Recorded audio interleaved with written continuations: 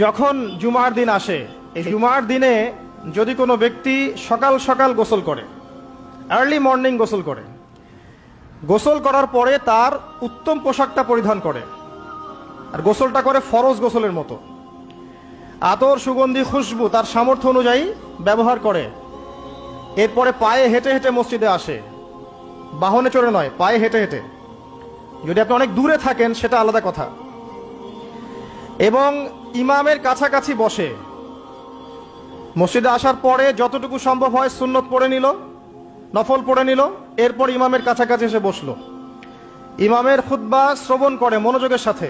খুতবা শ্রবণ করার সময় কাউকে কষ্ট দেয় না। কাউকে কষ্ট দেয় না মানে হচ্ছে যে কেউ কথা বললে তাকে এতটুকু বলে না যে তুমি চুপ করো, কোনো কষ্ট দেয় না। ইমামের খুতবা শ্রবণ করে, নামাজ পড়ে ইমামের সাথে। এই ব্যক্তির আমল নামায় নবী সাল্লাল্লাহু আলাইহি ওয়াসাল্লাম বলছেন যে প্রত্যেক পদক্ষেপের বিনিময়ে 1 বছরের নফল নামাজ আর 1 বছরের নফল রোজার নেকি লেখা হয়।